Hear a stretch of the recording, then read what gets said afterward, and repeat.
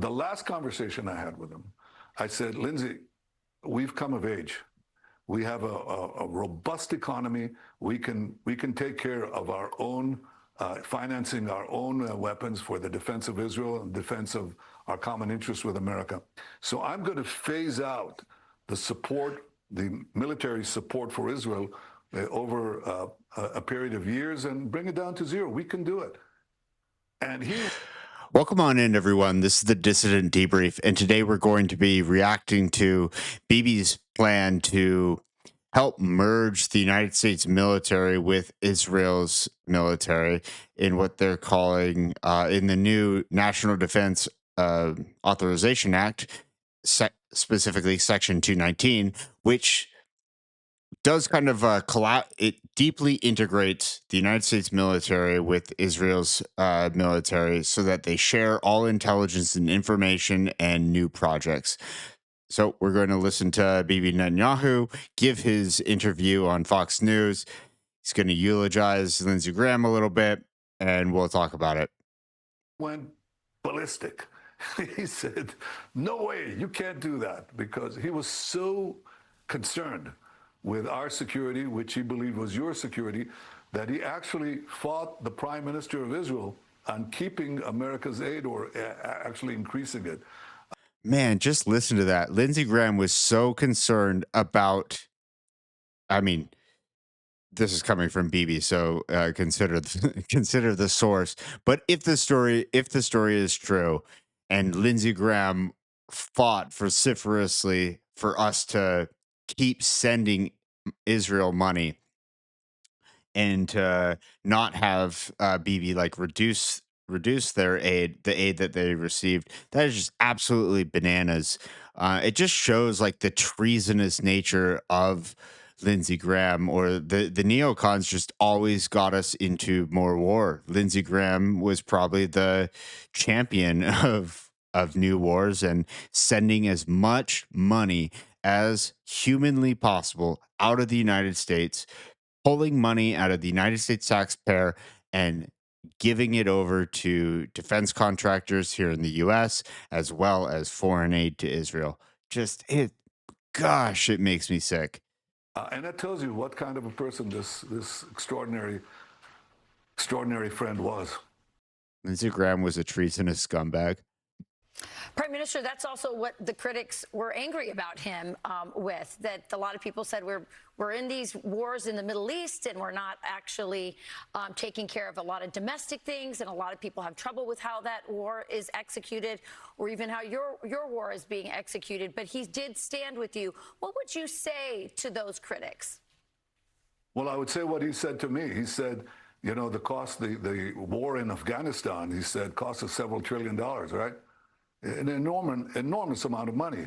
He said if we had another Israel there in that part of the Middle East, hell, the whole thing would be over. It's nothing, you know. And he also looked at the numbers. I mean, we're talking about the support for Israel is still much valued, but it's a. Well, I think one could argue that the reason why we went into Afghanistan, according to Osama bin Laden, so again, trust the source, but a motivating factor for Osama bin Laden's terror attacks was the United States' blockade on Iraq, and then our unconditional support to Israel. The fact the United States and Israel have terrorized the region, that was a motivating factor, allegedly, from for Osama bin Laden to carry out the terrorist attack. And that's the whole reason why it happened, or that's like one of the reasons, like ongoing issues, us playing in their neighborhood, essentially. And that's why we went into Afghanistan. It's not even. It doesn't come to 1% of what was spent in Afghanistan. So, but as I say, I want to trim it down to bring it actually to zero with all.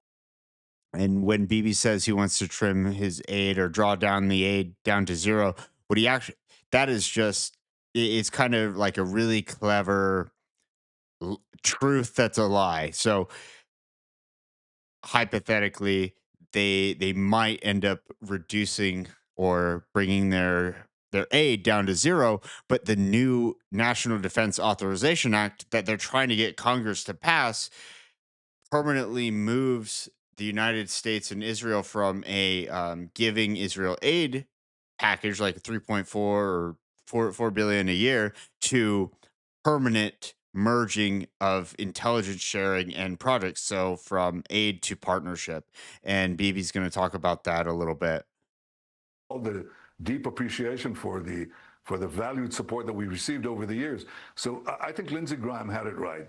He knew that, in fact, if the Middle East were to collapse, to fall into the hands of Iran, which is now has tried to do that, or the fall of American enemies, your energy costs would skyrocket and would never come down. You'd be under perpetual blackmail of these tyrannical terrorist regimes. They would develop nuclear weapons and the means to deliver them to every American city. He saw that as something that is not only economically strangling, it could actually extinguish your lives. So he talked about that with me many times. It wasn't something that he put out as a spin. He believed it, and you know what? He was absolutely right. He said, if you're concerned about America's future, you're concerned about America's economic independence, if you're concerned about America's safety, then the stronger Israel is in the Middle East, the stronger America is. And you can save a lot of effort, a lot of lives, because we're your model ally. There is no greater ally for the United States than Israel, and certainly there's no greater ally for Israel than the United States. And I think he understood that. Our greatest ally, trade TM, patent pending, with allies like Israel. Honestly, who needs enemies? If you just think back to Jonathan Pollard, how he was a naval intelligence officer that was spying for Israel, and then he gave a bunch of secrets over to the Israelis, and the Israelis sold it to the Soviets, I think. And then after Pollard got out of prison, after 30 years of prison, he went on parole. I think he was pardoned, but he flew over to Israel on Miriam Adelson's jet, and he was welcomed like a hero. So with allies like Israel, who the hell needs enemies? President Trump has often spoken about that. And I think he championed President Trump not merely because he valued the president and his policy, but because he believed it was right. It was right for America. And he didn't bat an eyelash on that. He just said what he thought. Mr. Prime Minister, do you have a timeline by which you would like to see that U.S. foreign aid down to zero? Yes. It's military aid, actually. Yeah, we were talking about beginning it this year and going for 10 years, but we might shorten it. And that was something, by the way, that I did when I was first elected and came to Congress. We had financial, not military support, but financial aid to Israel. And I said on my first speech before the joint session of Congress that we're going to bring it down to zero. And we did that in 10 years. Every year went down until it finally disappeared. We could talk about that model. We're talking about that with the administration right now. But in a way, I miss Lindsey, not because he would fight me on this, which he was going to. Yeah, they're definitely talking about it. All right. As the story goes, I think Bibi's office helped draft up the bill and then used a congressman to introduce the amendment or bill in the National Defense Authorization Act, Section 219. So if you'll probably hear that a lot lately, but a lot of that came from Bibi's office, and then a congressman, heavily supported by AIPAC and also friendly or like a diehard supporter of Israel, introduced it. So we almost have like foreign legislation introduced by American citizens, American in quotes. Like it's just totally ridiculous. But because he was so honest and so clear-minded and so committed to the values that made America great. Well, Prime Minister, will that drawing down of foreign aid from the United States to Israel be compensated by the proposal to have a merging of some sort between our Pentagon and your military?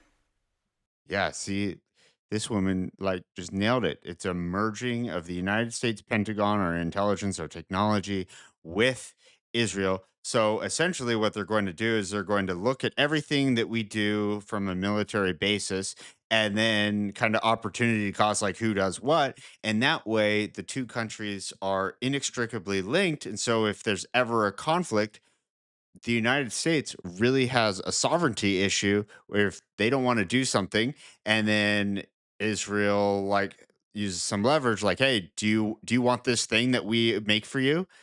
Because if you do, you better join us. So it really takes the power out of the Americans' hands because we're surgically attached to Israel.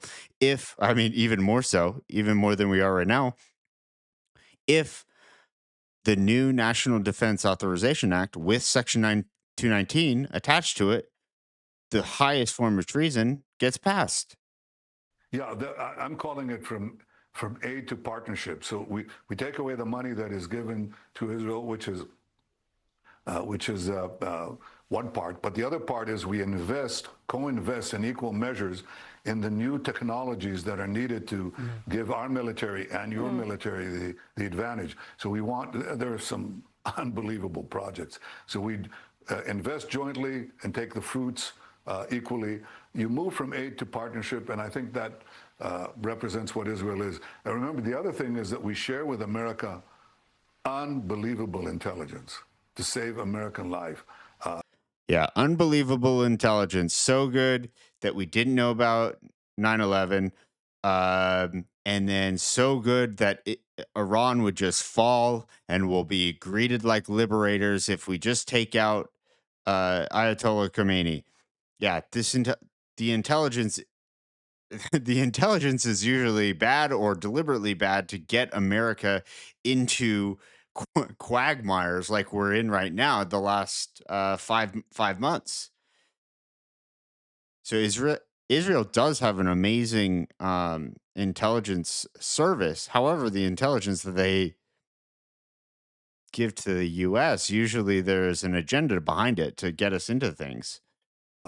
General Keegan has said that when he was working in American intelligence, what Israel was giving the United States was worth, he said, 5 CIAs. Now, I'm not trying to be mathematically exact, but Israel's contributions to America's defense are important. Our technology is incredible.